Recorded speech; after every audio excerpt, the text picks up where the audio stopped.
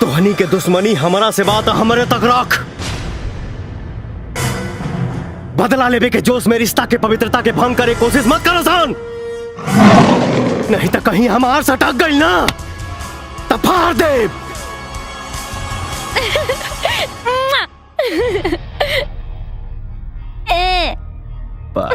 चल। अरे अरे अरे भैया चोट उठ तो ना लगल हा? अरे हम तो कहले रहनी कि जितना अच्छा उगावेला उतने अच्छा बजावेला। ए हल्का, तुझे कैसे मालूम 100 करोड़ अपुन लोग ने चुराया है? अबे बोल। पहले ना मालूम है लेकिन अब मालूम चल गई। गाड़ी थांबव, याला कापून टाकून समुद्रात फेकून देऊया। चल लवकर।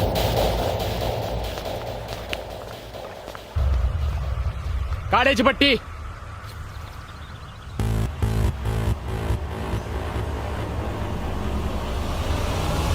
लवकर बोल नाही तर मार्शल।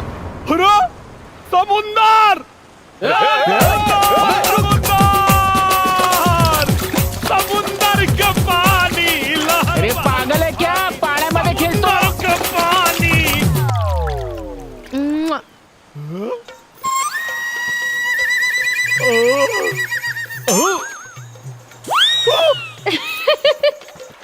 तुझ्या आता अरे शाण्या, अरे शाण्या बोल ना।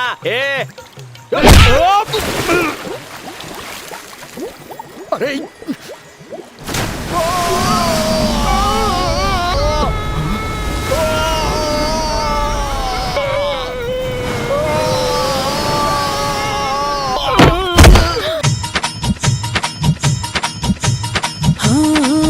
आई गौना के बारात जाइब सैया जी के साथ, बस 2-4 दिन के बाद चढ़ी डोली में। अजिया धड़ के हमार जाए पड़ी ससुरार, छुट्टी घरवा दुआर यही होली में। अपना मर्जी के हम मालिक, हुकुम दोसर चलाई। मानी नाही मोर बलमुआ, सारी रात सताई। करी मोहे परेशान सही सोच।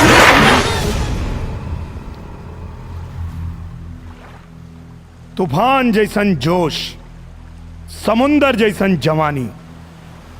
बेटा हमरे नाम है निरहुआ हिंदुस्तानी। मारी से आओ।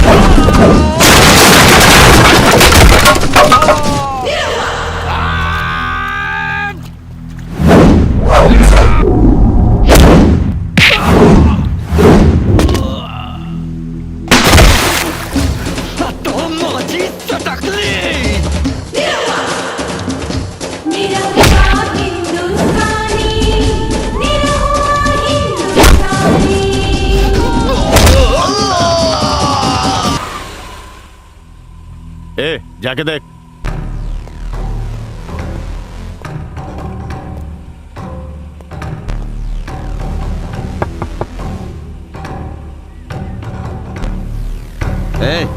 छमक छल्लो घुमाने का लाइसेंस है क्या तेरे पास?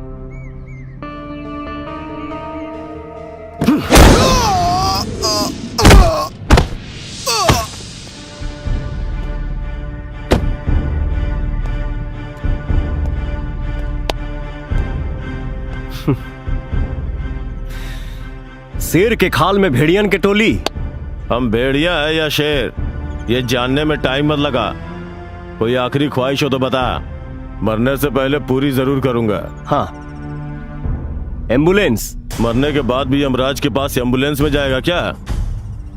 इसकी जरूरत मुझे नहीं, तुझे पड़ेगी बेवकूफ। क्योंकि जब मैं मारता हूं तो सिर्फ मारता हूं, मेरे मारने के बाद कोई पांव पे खड़ा नहीं होता। मरने वाले में इतनी अकड़? कभी कुत्ते शेर का शिकार नहीं करते। रही बात अकड़ की, तो अकड़ इतना है कि तेजाब पे पड़ जाए तो वो भी जल जाए।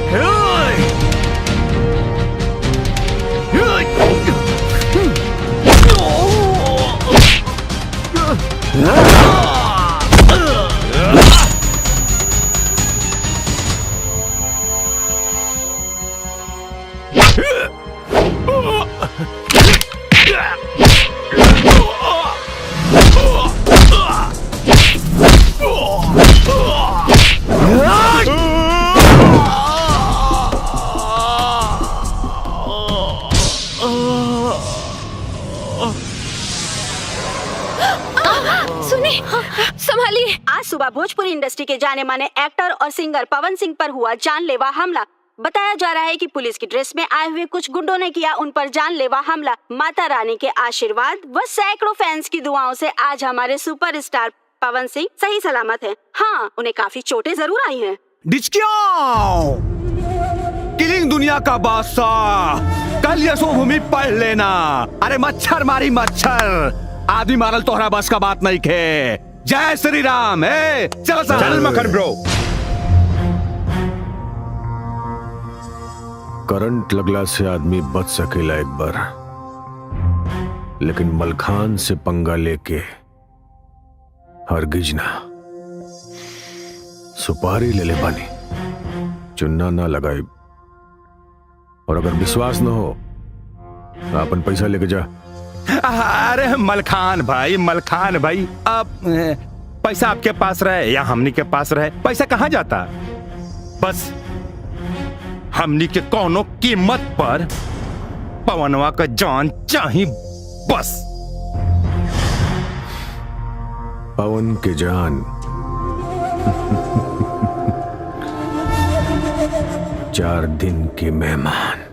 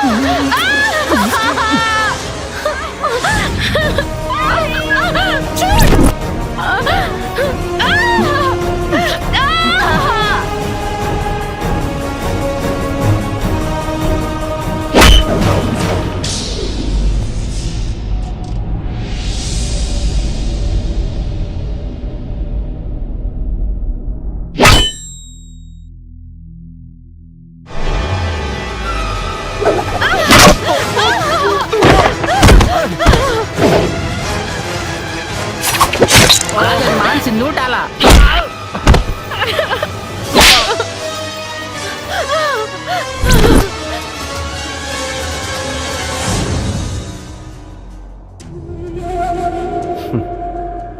जिया आ गई हमार हीरो। सिगरेट और दुश्मन को जलाने के बाद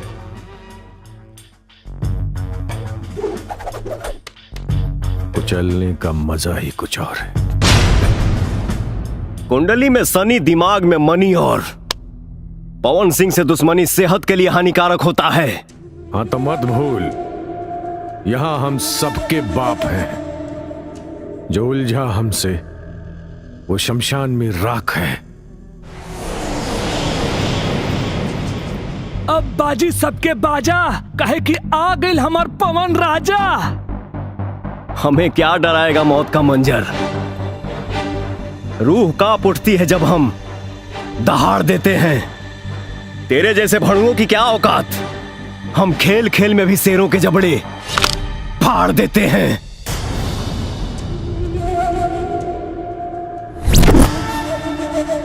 तो हनी के मौगन के बारात लेके शेर के शिकार करे निकलल बड़ा सरे। केहू के बस में नहीं खे शेर के जगावल, आ पवन सिंह के सुतावल। बड़ी डायलॉग मारा तारी। अरे मारा सन के।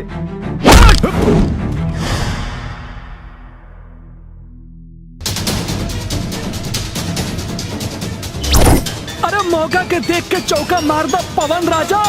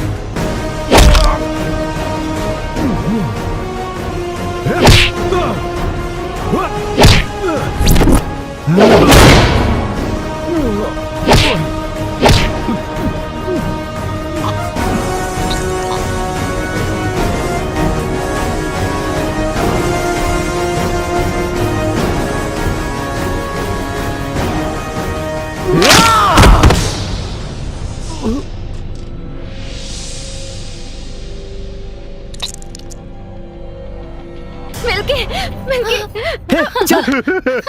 जीजा जी सॉरी, हमके माफ कर दी। तो के कुछ ना हो रे पगली। चल चल।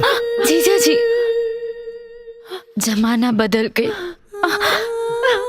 मगर चाहत न बदलल, राउर जिद न बदलल, हमार आदत न बदलल। आए जीजा जी